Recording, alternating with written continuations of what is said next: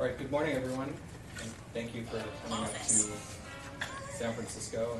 And if everyone can turn their phones off, it's the second phone that's gone off, and we're 30 seconds in.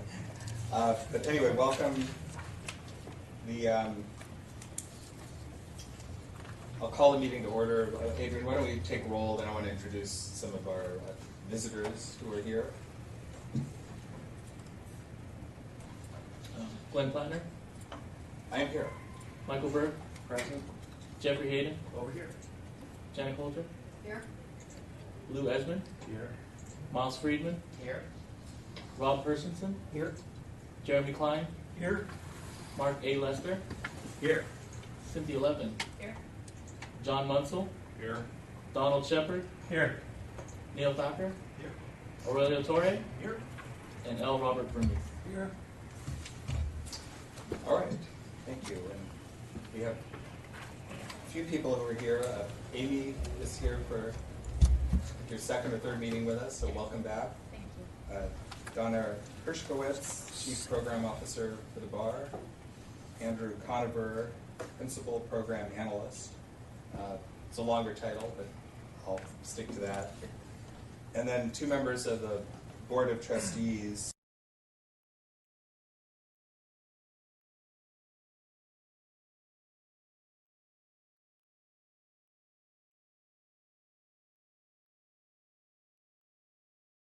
A strong background in nonprofit and the public sector, and you're welcome to our meeting. It was good to meet you earlier today. And Alan Steinbrecher, a partner of Steinbrecher and Spann in Los Angeles, 40 years of litigation experience, over 40. And he and I have worked on a case together, and we're still speaking, so that's good. So welcome to both of you. We look forward to getting to meet you more and having you see how our committee operates, and certainly talking during breaks and lunches. So thank you both for attending. Let me make a call for public comment.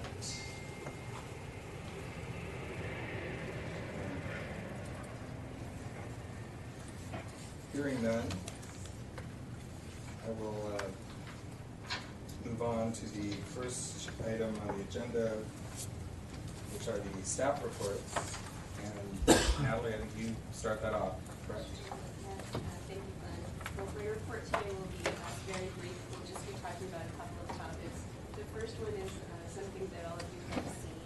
There have been some changes administratively regarding billing for the certificate holders. So last year there was a fee waiver for a year. This year the fees returned, and the State Bar has also added a credit card processing fee of 2.25% and expanded the number of cards that can be used, American Express and Discover.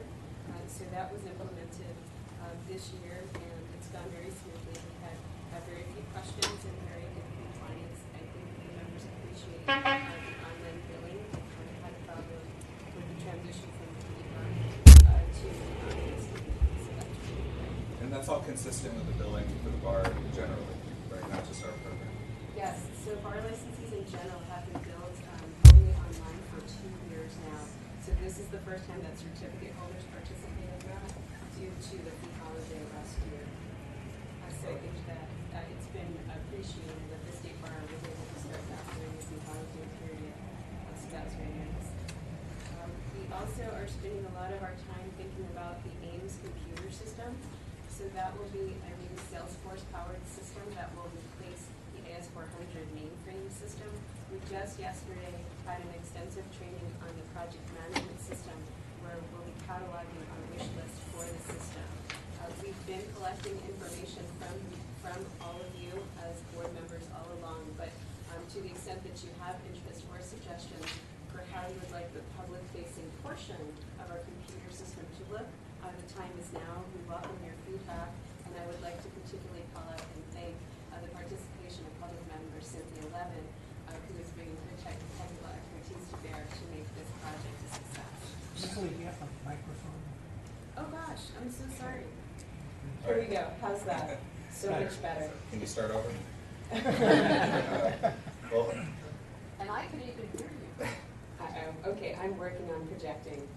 So those are really my main points. I'll defer my time to Andrew Conover to talk a little bit about the Appendix I project that's going on. Move up here. So Andrew joins us from the Office of Research and Institutional Accountability. You know that this project has been going on for a period of time, and it's very nice to have Andrew here with us today. Thank you, Lindsay. Thank you for having me. I am also the program project manager for the AIMS project, so I will be learning about this group on multiple facets today.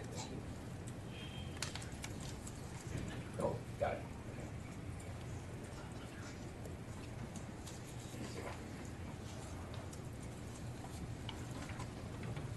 Yeah. Full screen.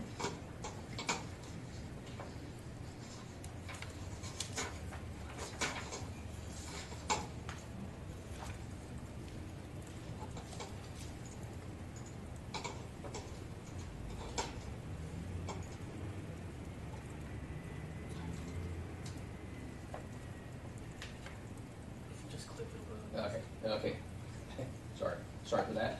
So I am Andrew Conover. I am from the office. We refer to ourselves as ORIA because it's a much shorter acronym than the full name.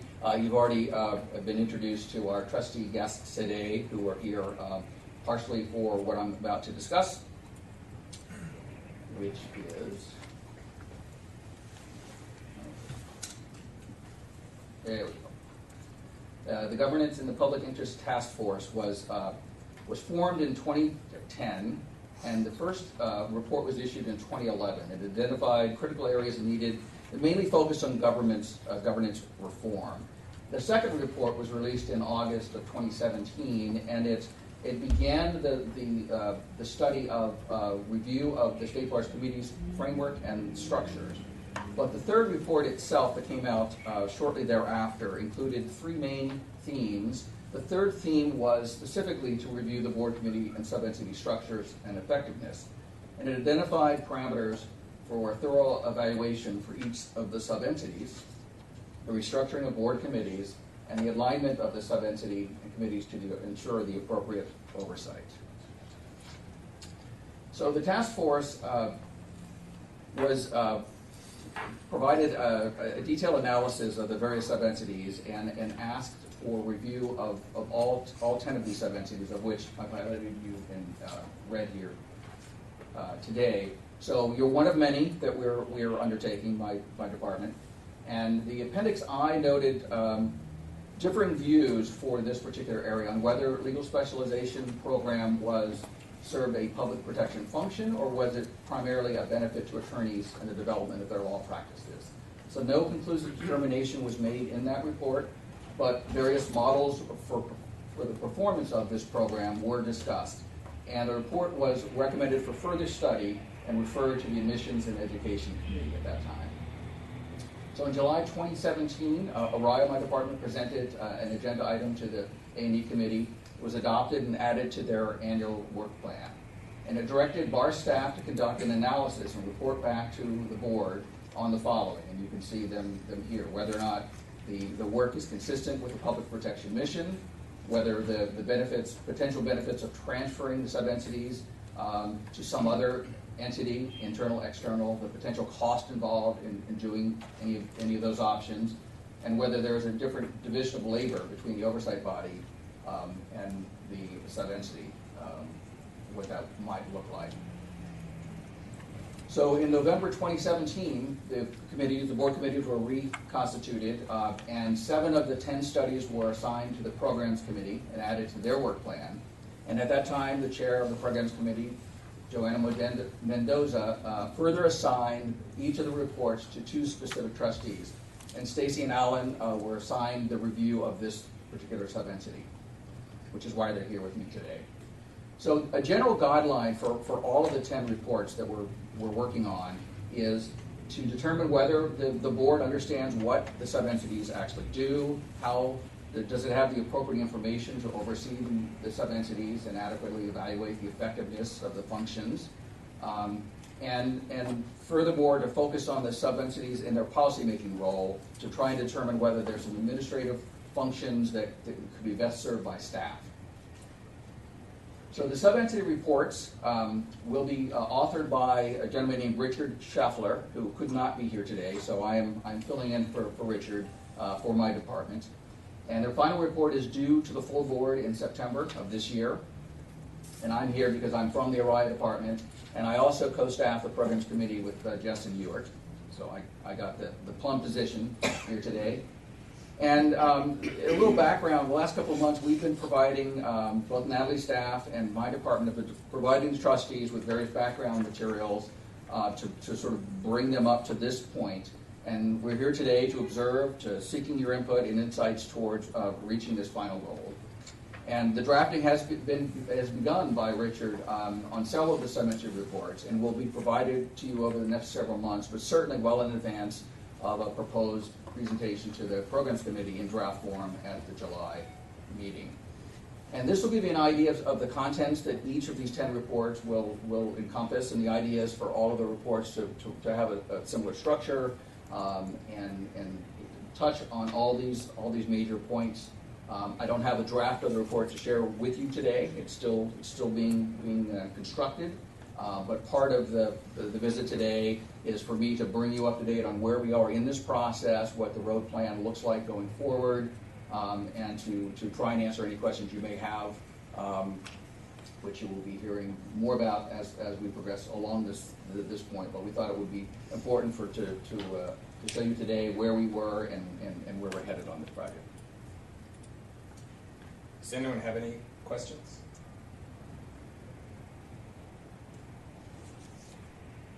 All right. Well, thank you. Thank you.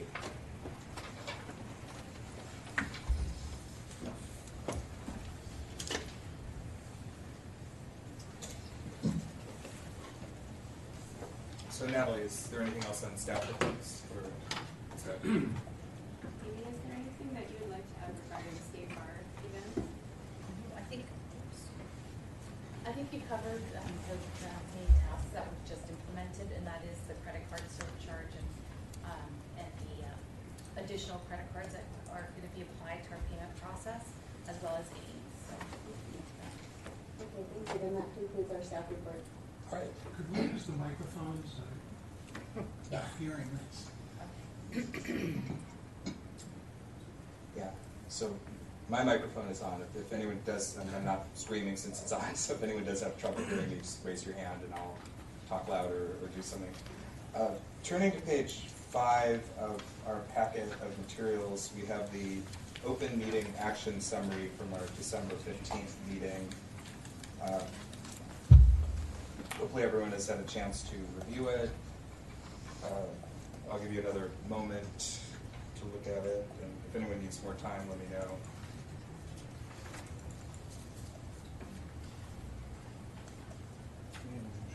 Yeah, so the resolution would be to move to accept the action minutes from the last meeting. Second.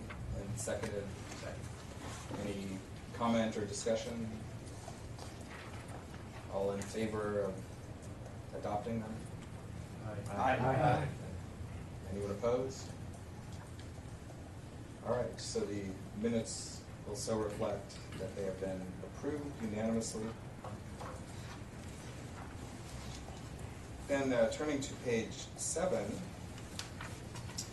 we have the 2017 annual report of the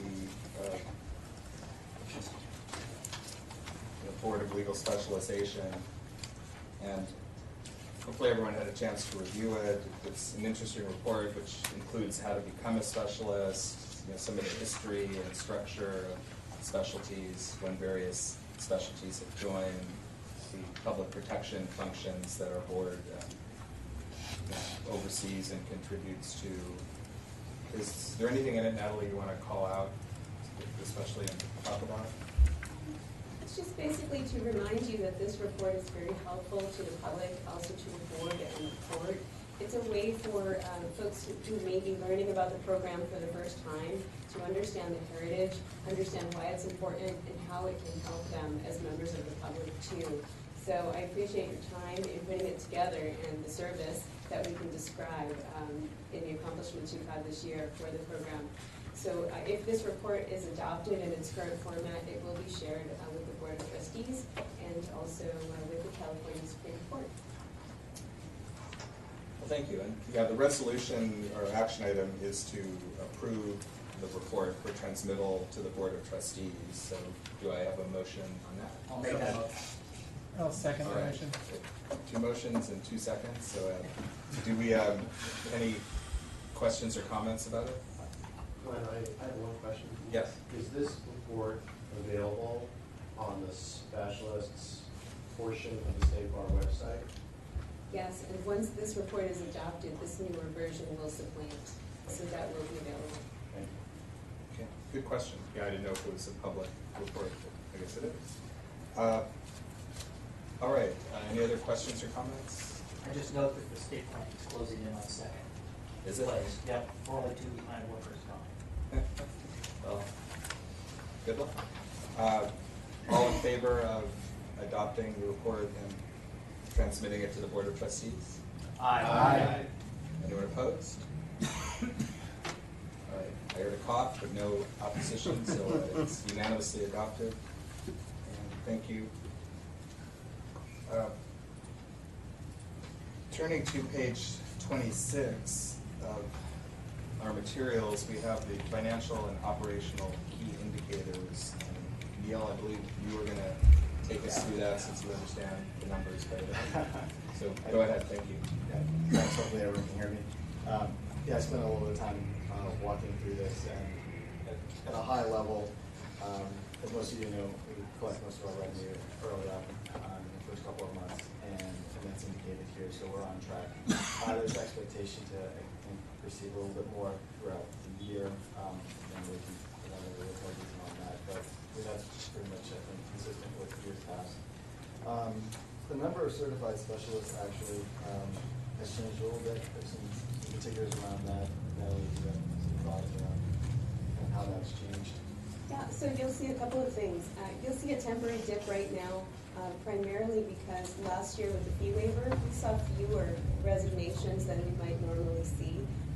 This year we're seeing more, but actually, frankly, not as many as was projected. So people are holding on to and maintaining their certificates beyond what we expected, even though the number of resignations is slightly.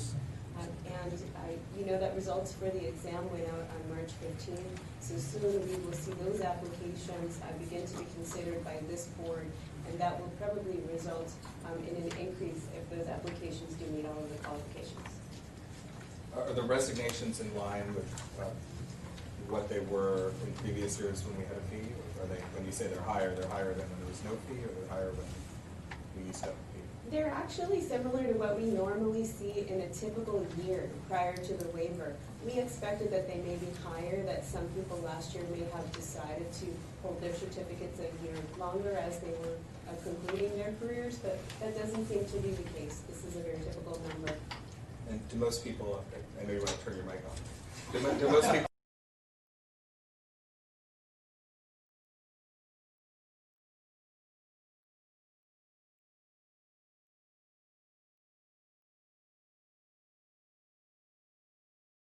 certificate, and there is a chart behind the key indicators pages that will tell you. Sometimes people cite a reason, sometimes more than one reason, sometimes no reason at all. But the most common reason, frankly, is simply that they are retiring.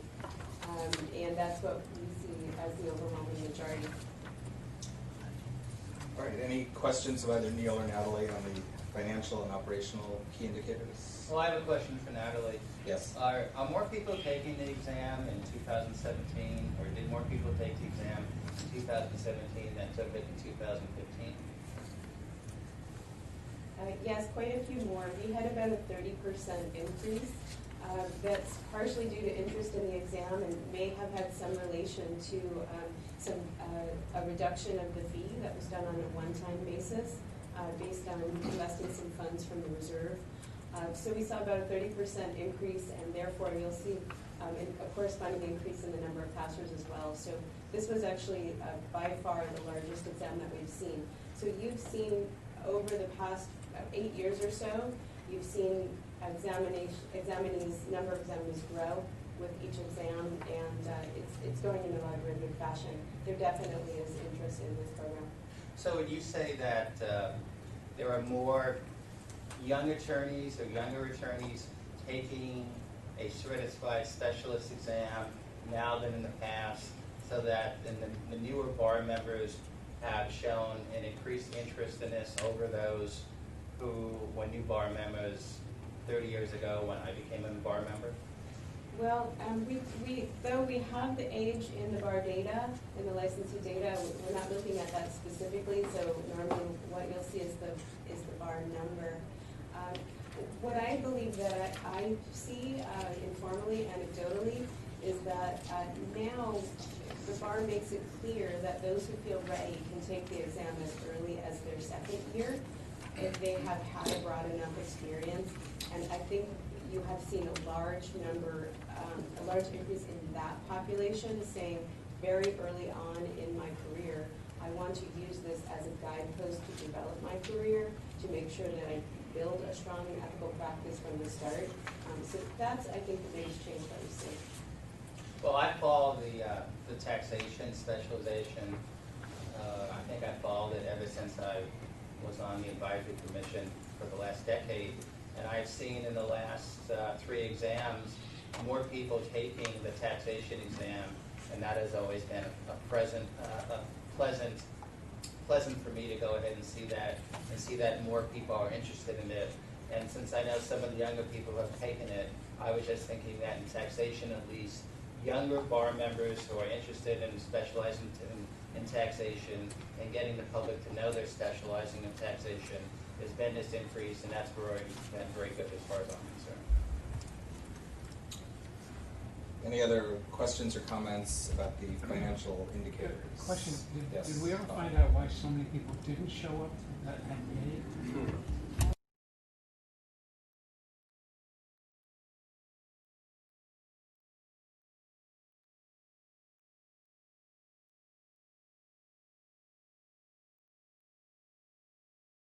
Exam versus the bar exam is that it's a low stakes exam in the sense that you can practice with or without. The certificate is optional to your practice, and so you sometimes see people that are worried they haven't studied enough. Anecdotally, I will say that one site was Los Angeles. It may or may not have been the first day of the World Series in Los Angeles. You don't know if that had any effect. Had we known the results,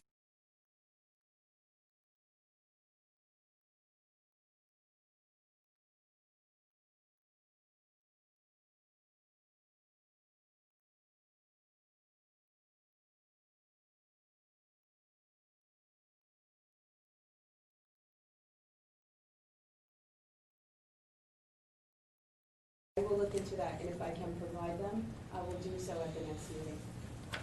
yeah, and it'll be after my time here, but it'll be interesting to see if unless you ask me back again, but it'll be interesting to see if the 2019 numbers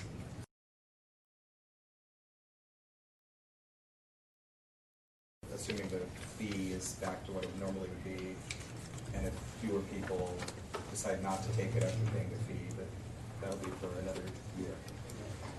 Any other questions or comments on financial news? Right. And taking off was in the change in when would it be possible? I mean, maybe at some other point to have kind of slightly more longitudinal numbers on these, because I'd be interested to see like what the trend lines are actually within individual certifications. So like how the line is going vis-a-vis criminal versus estate planning, like, because and I think this is almost impossible, but just to see in which practice areas specialization is most prevalent. I mean, we're never going to be able to get an exact number of how many criminal attorneys there are, and then relative to how many specialists, stuff like that. But maybe like some more like from change since April 2017, change since 2016, 2015. We can see which ones are, for lack of a better term, stagnating, or maybe have just reached kind of an equilibrium level within the practice, and which ones are really, and that might give us a sense of where specialization is most valuable to the public. I want to follow up on what Roy said, because among the bankruptcy bar, there was talk that because bankruptcy filings are so much down since about 2010 or 11, that the number of exam takers in bankruptcy are lower. So those would be good statistics to see, to flush out whether that speculation is true or not. Sure, I'd be happy to prepare that. Well, on the other side, I'm sure Don is like run into like with immigration stuff. Like I'm assuming there's been a fair amount, and we've talked kind of formally and stuff about like more people. There may be an increase in. I mean, I don't know, but like those things might fluctuate. But we have like longitudinal numbers. We have like 2-year numbers, 5-year numbers.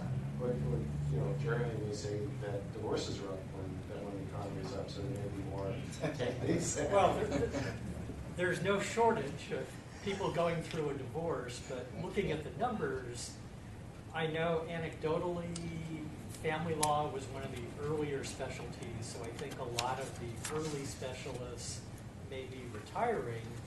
On the other hand, I think there are a lot of young lawyers taking the test. Follow up on what Miles said, I know from people in my office and just anecdotally that there are a lot of younger family law attorneys now taking the test. It's more visible. People want to, as Natalie was saying, establish that in their career early on. It'd be interesting to see those trends over time. So I think we're slowly replacing the more seasoned, veteran dinosaur attorneys with the younger, up-and-coming people. Like us. Yes. Yeah. I kind of say, as to the earlier comment, there has been a great interest in certification in immigration in recent years, and that would not be a surprise to anyone. Do we have a motion to receive and file the financial operational key indicators? I'll make that motion. Any other comment on it? All in favor? Aye. Opposed? Another cough, but no. So we have it passed as the minutes will reflect. And if everyone could turn to page 38, this is a report on the post-examination application status for candidates who passed in both 2015 and 2017. And I'll just briefly summarize it. There are a number of charts and graphs that go through all of the numbers, but slightly more than, as of April 1st, 75% of the candidates who took the test in 2015 have completed their applications. Their deadline is January 31, 2019. Is the 75% number, Natalie, on line with what you would have expected 2 or 3 years in? It's actually it's slightly lower than what we have seen in past years, but the reason for that is that you are seeing these newer attorneys a little bit earlier in their practice, not only taking but passing the exam, and so they wait a little longer to file their application because they need 5 years of experience in order to qualify. And then for the people who took and passed the test in 2017, and they found out they passed March 15th, so slightly less than a month ago, we have 0.5%. So probably 2 people were so dedicated that they completed their application in the last, within 2 weeks. The note here, I'm supposed to say we expect that to go up. So, yeah, and they have until January 31st, 2021. And I remember from having completed that, there's a lot of information. So the fact that a few people did it within 2 weeks is impressive. But, it's probably too soon to tell if there's anything to make from that statistic, but people have 2 years, 2.5 years to do it, and I imagine it will be along historical trends. So this is these 2 charts on page 40 and 41 shows how many passed exam. Do we have a column that shows how many took the exam in each area? We don't normally track it at this point, but it is something that's in the technical report, and it is something that we can share with you when we discuss the exam a little bit later in the agenda, of course. Do you have anything else to add to this report now, or did I summarize it sufficiently? I think those are the main points, absent any further questions. Any questions or comments? All right, so the action item is to receive and file the report. Any motion? So moved. I'll second. All right, questions, comments? All in favor? Aye. Opposed? All right, it has passed, as the minutes will reflect.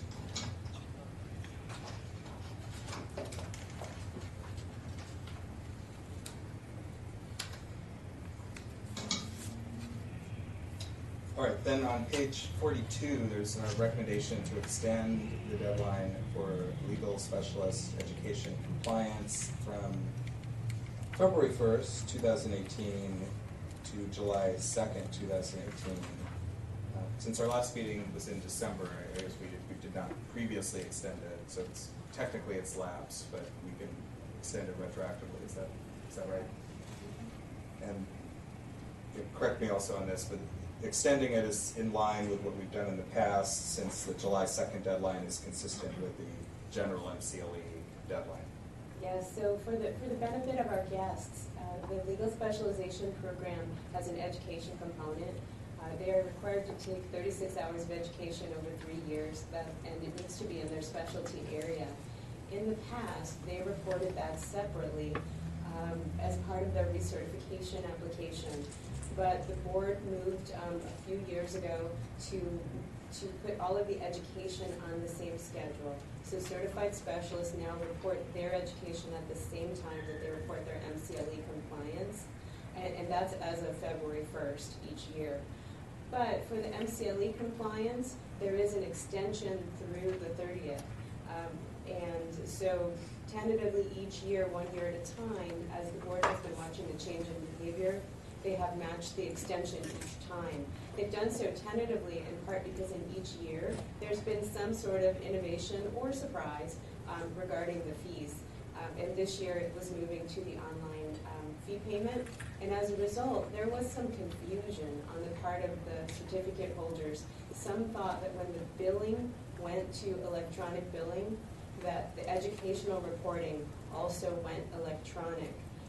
We've been doing a paper reporting, reason being, they've been going from a 5-year reporting schedule down to 4, down to 3, and the paper reporting has been allowed to encompass that and give specialists credit for all of their materials. So as a result, a few people, about 112 specialists did not yet report. They got confused and were waiting for an online request. And as a result, it seems fair to give them some more time. Is there a way to automate this so that each time there's an extension, we automatically match it, or is it better to each time look at it and vote on it? It's possible to do it either way.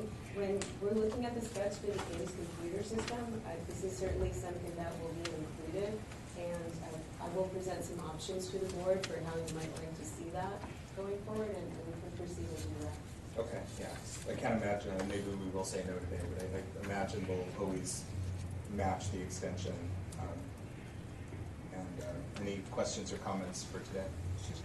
Yes. One, I would definitely want to leave it at February and extend it yearly, because if we just extend it as a matter of policy, then people will think we're always going to extend that, you know. So like I wouldn't want to do that. But also, and this is anecdotal, I don't know if other people would back me up.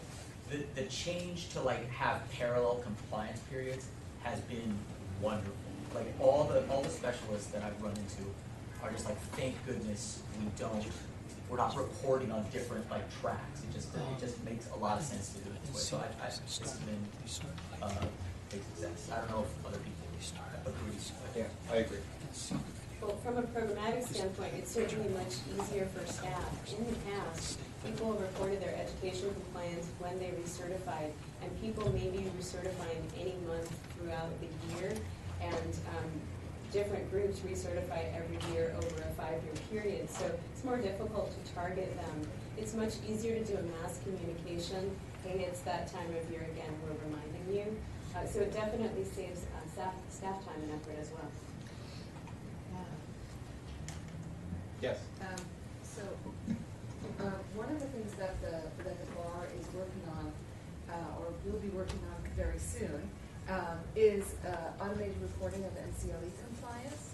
And so we'll be developing a system where instead of submitting, instead of having to go in on February 1st or by February 1st and declare that you're compliant, the NCLE providers will be uploading into your My State Bar profile the completion of your courses.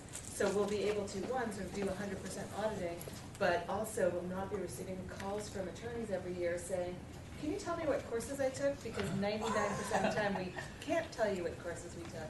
And as we kick off this project, we were going to include Natalie in these discussions to figure out how to roll this piece of it in as well, so that can be part of that online, the online process.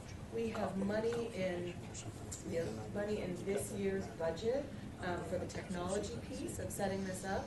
Our goal will be to be able to sort of pilot the beginning of this, maybe sometime next summer, and then when the start of the new compliance period starts, it would be mandatory for all MCLE providers. We are at the very beginning of this discussion. We have to reach out to MCLE providers and work very closely with them, provide the necessary tools, but it seemed like this discussion was a good opportunity to let you know of this direction that the bar is hoping to move in and move in very quickly. One question, I know some of the MCLE providers offer that as a service. I know in the family law field, one of the MCLE providers as a bonus will track MCLE, and you can manually load in the things that you go to that aren't part of their program. Have you given any thought, or I know it's early, will this replace what the private MCLE providers are doing, or will they feed into this? What I expect we'll do is have an informal group of advisors as we're going through this process who are MCLE providers who can let us know of all of the things that they're doing out there to assist in this effort and see how that folds in.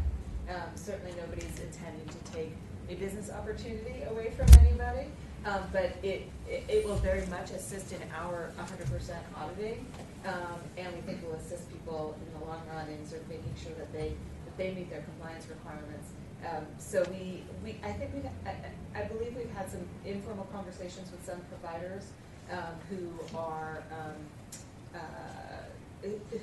have expressed interest in the approach that we're taking, and so we just need to pull together some providers and walk through this once we have our initial kickoff and figure out what this could potentially look like. So it's good to know of those options that are out there, so we aren't inadvertently stepping on some toes.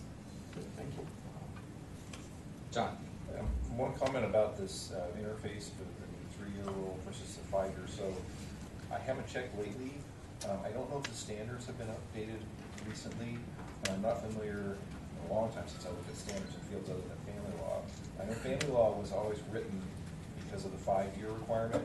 All of the education requirements are based on 5-year standards. For example, we had a certain number of psychological units that we had to pursue within that 5-year period. I'm wondering if somebody ought to look at the standards to coordinate them so everything for the education part is written in terms of this 3-year cycle. So you're talking about for each advisory commission, they should look and make sure that they're up to date and they're not using old standards and language. Yeah, I'm afraid that most of them probably, those that did state the time period, probably all state every 5 years you have to do this, which can get confusing for people who are now getting used to a 3-year cycle. That is particularly true in family, and I could have paid John to say that because there is probably a person actually upstairs right now who's working on adjustments to the rules, and we've been doing a separate communication to the new specialists as they earn their certificates to explain the 5 versus 3, because for them, they will never have held a certificate in the 5-year education world. but they may hear that talk and it could get confusing, and so we send them a separate communication. So what's the best way, Natalie, of communicating to the advisory commissions to look at their standards and see if they're up to date? They'll be doing that as part of their normal course of agenda this year, for their meeting, and those meetings will start taking place actually beginning next Friday. So that round one of the advisory commission meetings will take place from mid-April through mid-June. And I think if they recommend changes, that would be something we would look at and vote on, whether we like their change or don't like it, right? Right, so the Board of Trustees holds the authority to change the rules, so the advisory commissions could make a proposal to this board, or this board could create a proposal. That would be a recommendation to the Board of Trustees. If it were something that they wanted to pursue, they would send it out for public comment, receive those comments, share that with this board, and then so adopt if they chose. All right. And yeah, Donna, we look forward to hearing more as you progress on your project, because yeah, it does sound as though it would be helpful to everyone. Yes, we'll keep Natalie fully in the loop, if not working on part of it, so she'll be able to keep you updated. Great, great. We may invite you back to update us as it rolls out over the years. But any other comments on the issue we're about to vote on, which is extending the deadline to July 2nd? All right, so do we have a motion to extend the MCLE compliance deadline to July 2nd, 2018, per the recommendation in the report? I'll make the recommendation. Motion. All right. Okay. All in favor? Aye. Opposed? All right, it has passed, as the minutes will reflect. So the next one, let me start talking about this. It's on page 45, and then Natalie, I may turn it over to you since you deal with all of these outside certifying entities. But there are certain 5 of them certifying entities that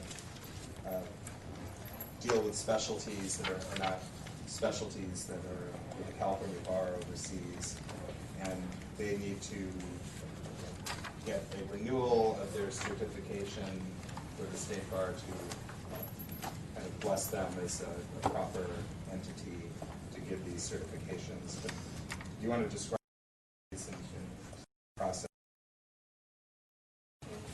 I think you know that the board works with 5 outside entities who provide additional reach for the program.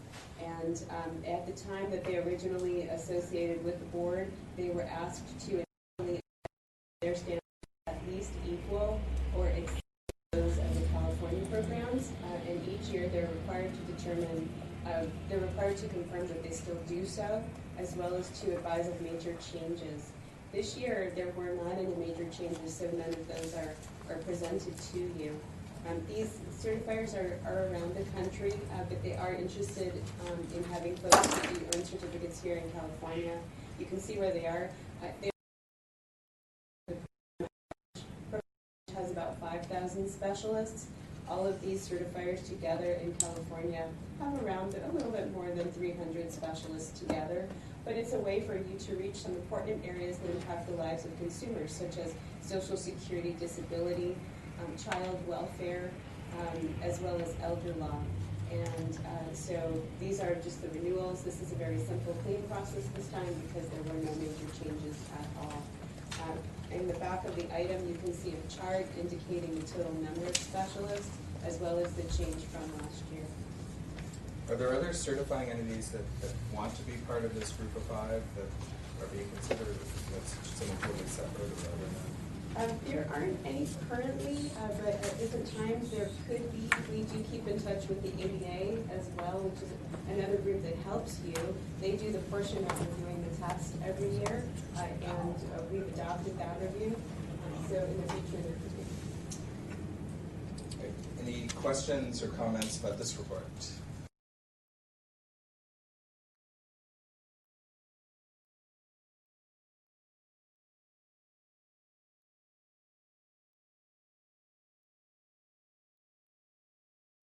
The National Board of Trial Advocacy has discussed it, but has not gone ahead and created any.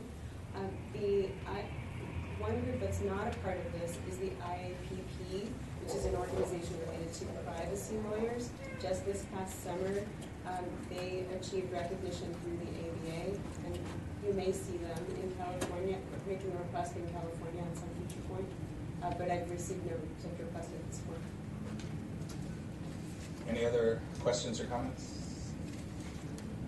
We have a motion to receive and file this report. So moved. Second? Second. All in favor? Aye. Opposed? All right, it has passed. The next section of this meeting is going to deal with appointments, which will start on page 48. And I think this is probably a good breaking time, since we're going to do a number of appointments and do this all at once when we get back from the break. So it's a couple of minutes before noon. I would say let's break until 12:10, and we'll recommence, and we'll finish up the open agenda, hopefully before the lunch break, which is scheduled for 1 o'clock. So I guess we're off the record once you tell us.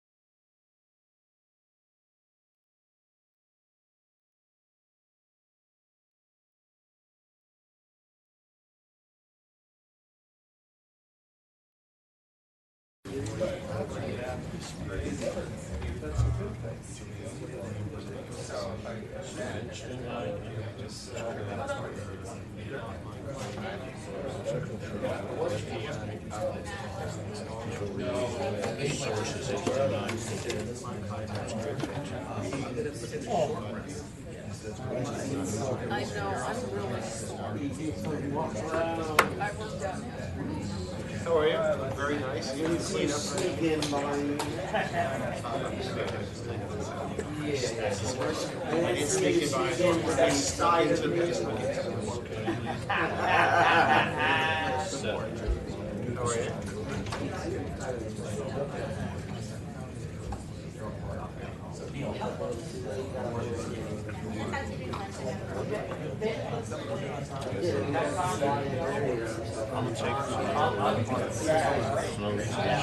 Down the leg, down the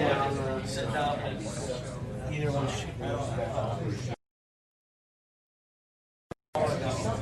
You're standing there, there's a way. Yeah, I can't think it's straight like one for a while. I'm pretty sure that's what he was drinking. Yeah, I know, this smelled very sweet. I didn't taste it. Probably a higher alcohol content. Oh my God. It was really bad. And then the woman who's bad. Yeah.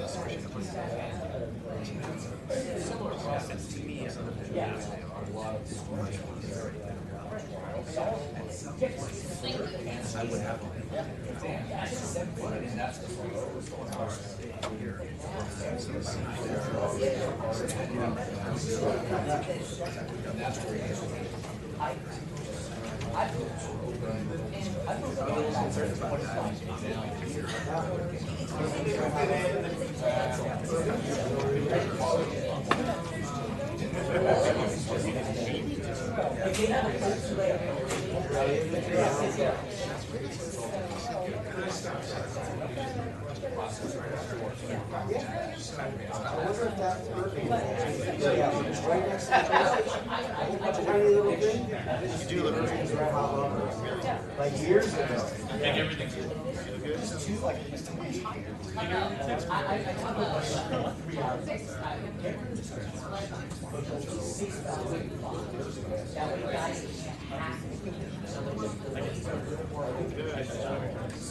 How about the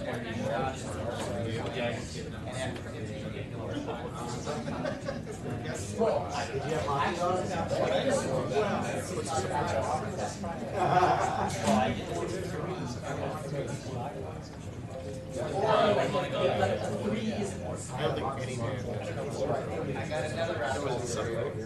Like, I opened the back one. So my kid actually was in the car. That's a good Uber to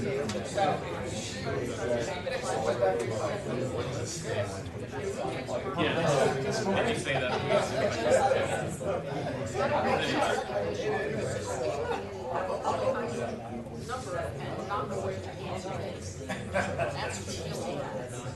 Yeah. But I don't know. So yeah, there's left. One thing you Okay. Well, let's face it, Philadelphia's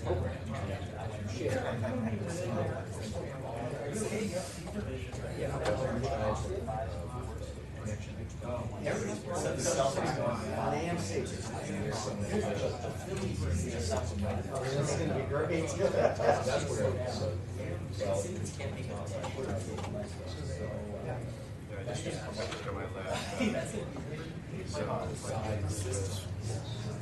Their own.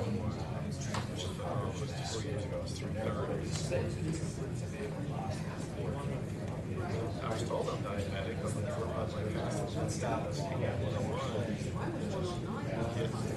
I was gonna say, as soon as you said he was in Money Matters. well, you give a watch.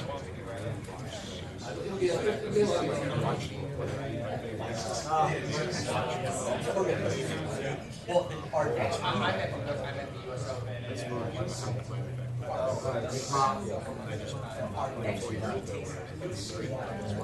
Put you on that format, I said, no, that's not an option. But it's the US address.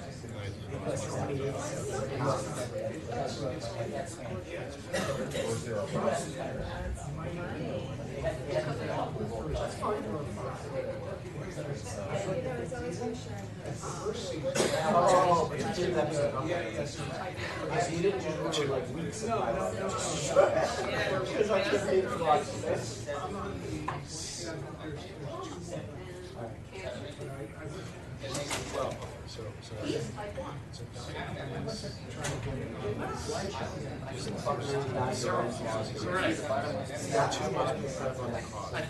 I thought I had it that way earlier.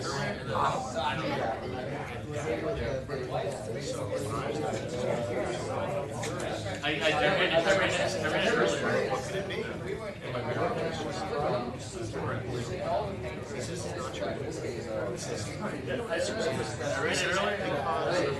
So that's why I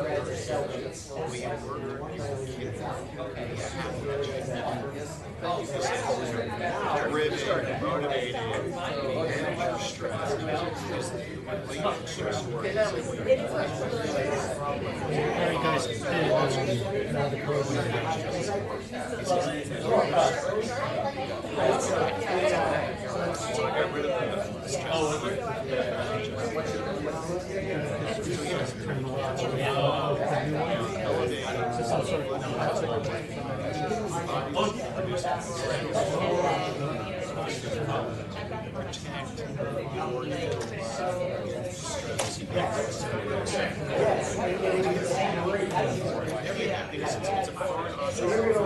still working on it.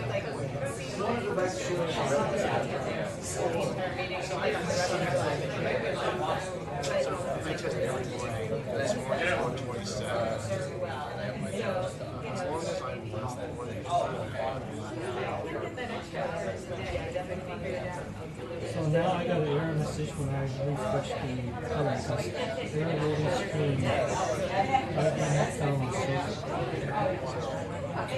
So I got no color barging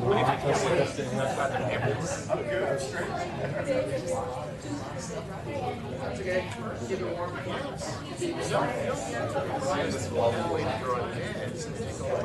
Start. Yes, it's the time right now. We're on a break, so what we need to do. Well, I think if you pay attention to what's on the proposed agenda, I think I want to open agenda.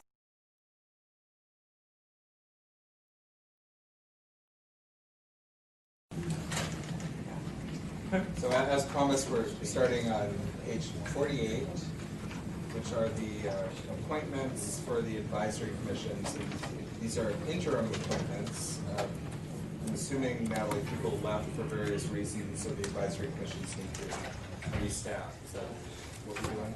Yes, that's correct. So all of these appointments that you're considering today are regarding terms of less than 4 years because people had to resign for different, generally personal or workload reasons. So the vacancies, and it's all in the report, but there are 3 vacancies, 2 attorney members and 1 public member on the Admiralty Commission, 1 public member vacancy on bankruptcy. Those advisory commissions are still looking to fill those vacancies, so we will not be voting on anyone today. For criminal law, there were 2 attorney vacancies, and for franchise, my group, there's 1 attorney vacancy. And applications were solicited, the advisory commissions reviewed them and made a determination along with staff as to who the best candidates were. As the report indicates, for the criminal commission, the recommendations are to approve for 2-year terms Stanley Friedman and Robert Rexroad, whose bios and information are attached in materials. Janet Hong and Laura Petty, who also had applied, were encouraged to reapply for a full 4-year term when that becomes available. And have they agreed to do that, or are they still potentially up for a vote? Like, have they withdrawn? They are agreeable to that. Okay, great. So and then unless we want to break up the criminal and franchise, I'll just talk about the franchise person as well, and then we could vote as a group unless anyone wants to individually discuss and vote on people. But for franchise, the recommendation of the advisory commission is Grant Nagolian, who would be for a term that would expire at the State Bar annual meeting in 2019. And again, all of their bios and recommendation letters and other materials are attached to the materials, about 50 pages of them. And hopefully everyone had a chance to review them to your satisfaction. But is there any discussion on this topic or any of the candidates? Jeff? Stan, I know Stan Friedman, who is a past chair of the Criminal Advisory Commission. What's a little less obvious from looking at the application itself is that he brings an experience that's often missing, often very hard to fill in criminal, in that there's separate state and federal tracks, and he brings a lot of federal experience to the table, as well as having been a past chair, so he can hit the bricks running. He knows exactly what that commission does. Any other discussion about the process or any of the candidates? Jeremy? I would second Jeffrey's comments about Stan Friedman. I went to law school with Stan, known him for many years, and I think he would be a excellent addition to the commission. Great. It might be useful to know that Stan is also a longtime pre-tester, and he's very generous in a very helpful way. He is always available not only to pre-test, but also to train other drafters and pre-testers. He's always thinking about expanding the pool of experienced assistants to the State Bar, and that's of great help to the program. Does anyone else know Stan? So any comments on any of the other candidates or this process of hopefully approving these appointments to the advisory commissions? Do we have a motion to approve all 3 people to the 2 commissions? So, I'll second. And I was going to ask for a second, but we have one. So any further discussion, or if not, who's in favor of appointing all 3 people? Aye. Anyone opposed to all or any of the 3? Not hearing any opposition. All 3 are approved. Again, we're starting at page 100.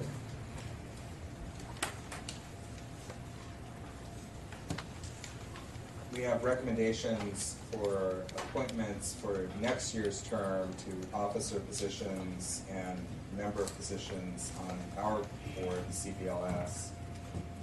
These are just recommendations that if we so recommend will be later submitted to the Board of Trustees for final review, vote, and approval. And the candidates, and since this is an open session, I think unlike prior years where people might have to leave the room if we were talking about them, unless anyone objects to that, I think everyone can stay in the room and we'll have whatever the discussion is about. That way people won't have to watch it later. So there are 7 candidates, and I'll just go through them quickly, but there are materials backing up this report. The first one, immediate past chair, would be me, and being the chair, I guess I would be the obvious choice for immediate past chair. But did anyone else? Can somebody who was a chair 5 years ago become the immediate past chair, or am I the only one eligible? If that's Yeah. possible. So anyway, you don't have to answer. So second challenge left. Yeah. Well, you have my vote. Okay, so then the recommendation for the chair is Michael Berg, who has ably been the vice chair for this past partial year, and will hopefully stay for the full year. If you say anything, Yeah. Then we have the proposal to be the vice chair next year is Miles Friedman, who we all know. I think they're clapping for us, Mike. They looked at me. Yeah, so It's the orange tie. yeah, we had thought Miles might be retiring and be off the committee, but yeah, we're very pleased that you're interested in serving as an officer and staying on the committee.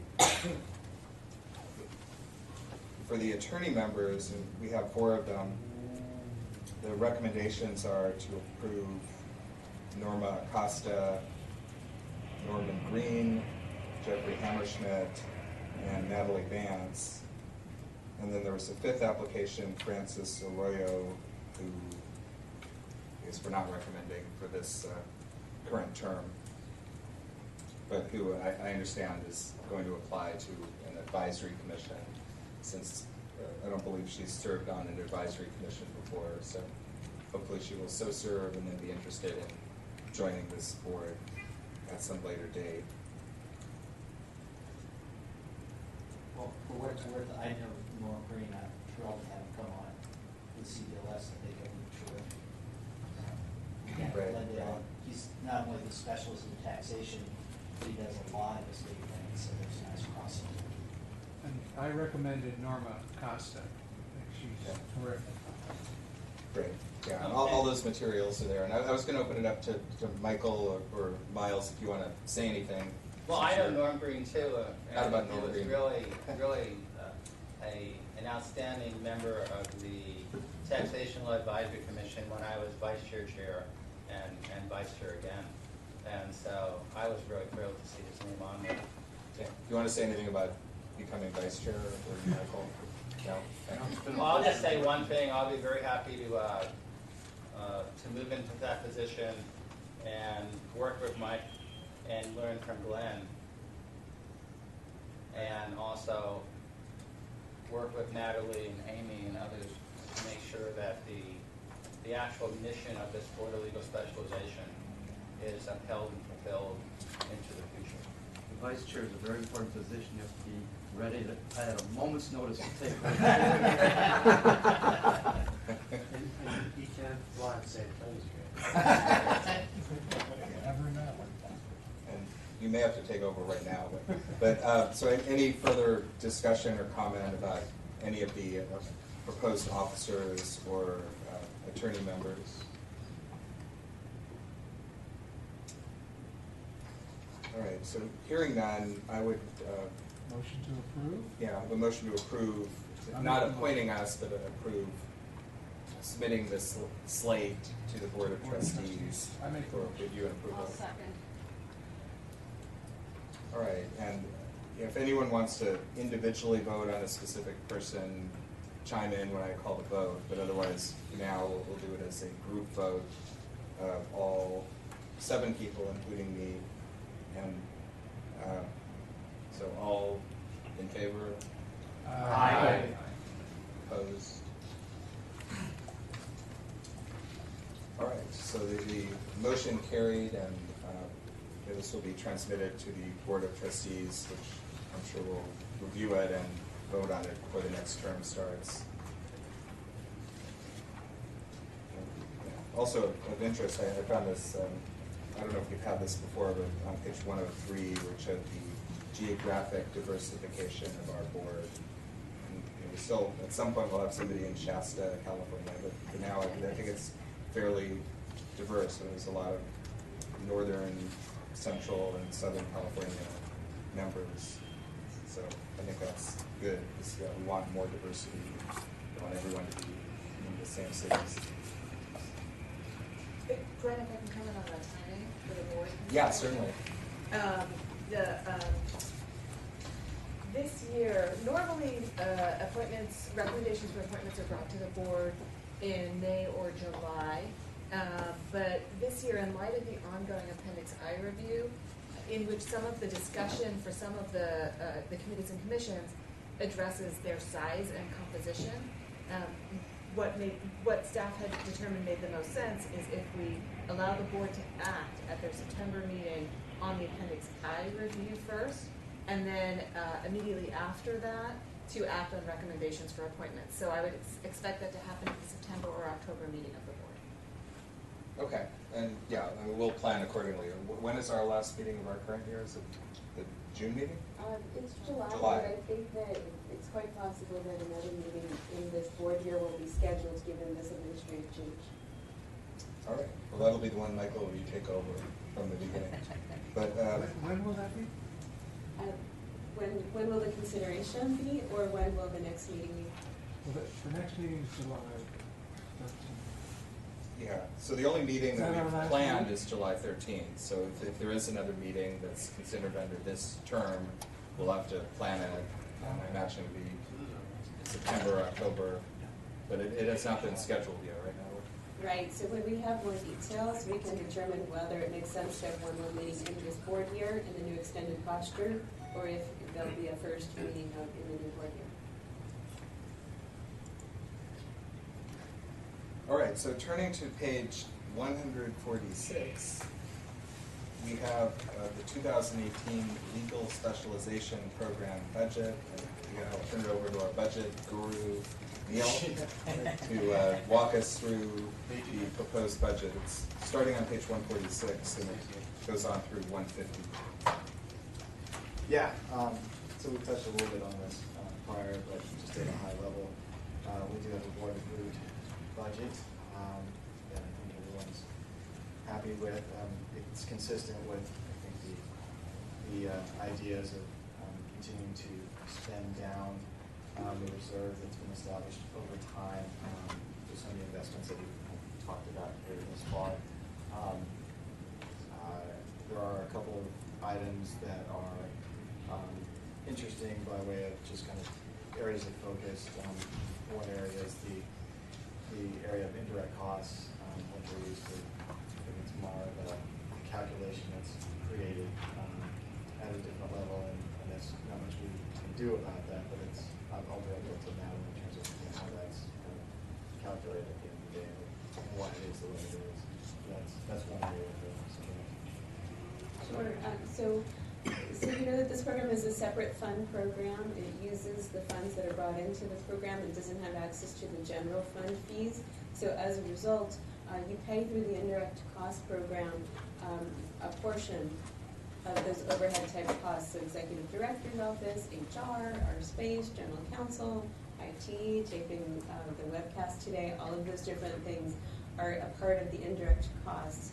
We did see them rise this year, and that was expected due to the departure of the California Lawyers Association, which was previously contributing to that amount. Now they are a separate nonprofit entity and no longer contributing, but those costs remain and they're divided through a smaller group. So this year we do see an increase. I have no reason to believe that you'll see something different next year. I think this is probably a stable level other than normal price increase or inflation over time. And there is enough money in the budget to cover those fees and the other things that the program normally does. All right, and we have record deficits, but that's what we wanted because we had to spend down the money, correct? Yes, so that record, well, it's not, it's a budgeted loss in the sense that the loss is your investment of your reserve funds toward the paid drafters and other programs.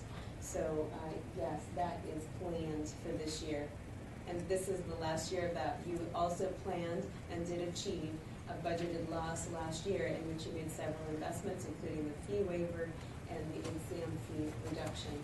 So then just projecting ahead, starting in 2019, we would want to have kind of a neutral, no real surplus, no deficit, back to that. Yes, that's correct. Okay. All right, anything else? Back to fiscal sanity. Yeah. Any other comments, Neil? If not, I'll open it up to questions or comments on the budget. Do we have a motion to receive and file the 2018 budget? I'll make that motion. I'll second. All in favor? Aye. Opposed? All right. So that has passed. So the last item on our open agenda is page 151.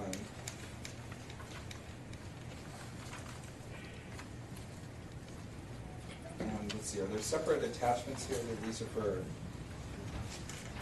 approval of recertification. Okay, so that was not part of the main materials. Okay.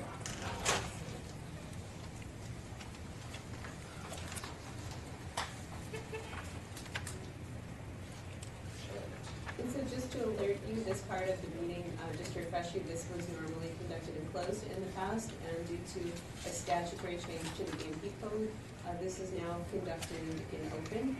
So it is the same item that you're used to seeing, but now conducted in open on the webcast. All right, so it's attachment A, which was handed out this morning, the yellow sheets. And these are applicants for certification in the various specialties. Yes, so both certification and recertification. So these are individuals that were recommended for certification or recertification by the advisory commission. So I guess take a minute to look at it, and if anyone wants any discussion on either the process or any individual person, we can have that discussion. Otherwise, we'll vote en masse to approve certification or recertification. Does anyone need more time? Yeah, you're recusing yourself from one vote, or the whole vote? No, just one vote. Okay. Just which vote for the record? On the bank facility. Okay. Yeah. I'm recusing myself from workers' compensation. All right. Any other questions or comment or discussion? So, do we have a motion subject to those recusals to approve everybody he's up for certification or recertification. So, I'll second. Great. All in favor? Aye. Anyone opposed? All right.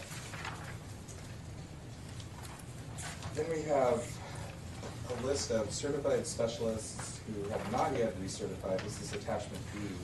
So this is just a one page, a dozen or so people.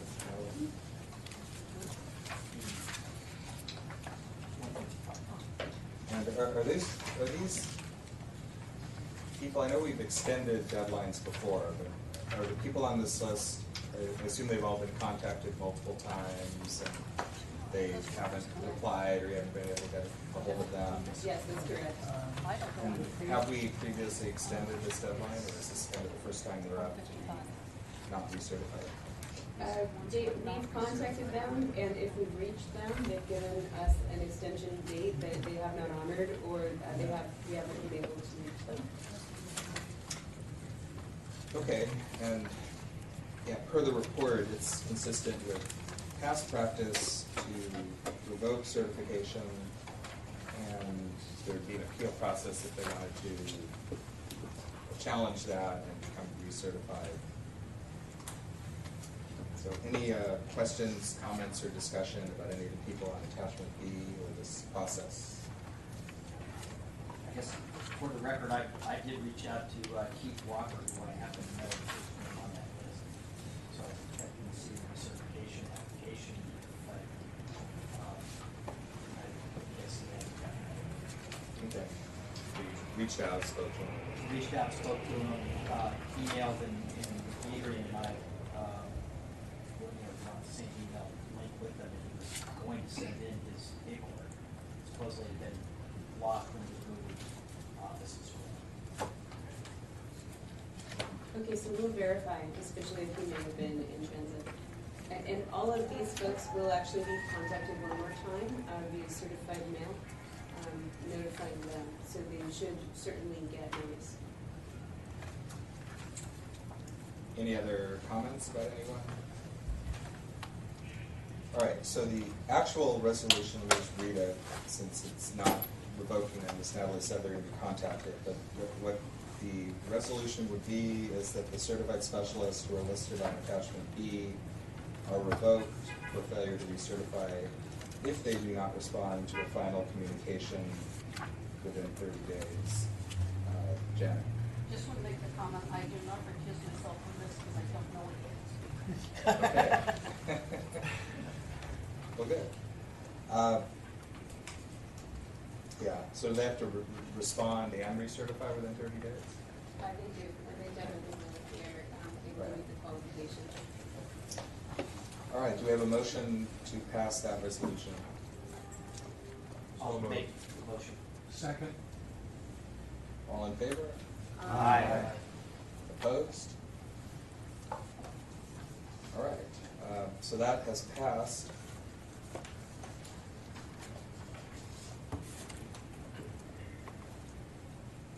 And yeah, that's the end of the open session. Is there any other business, or do we just close it? All right. Okay. So we move to better. Let's do it. Okay. All right. So a motion to adjourn open session. Take the lunch break. Seconded. I'll assume it passes by unanimous consent. Aye. All right. So we are, I guess, off the record. If the record is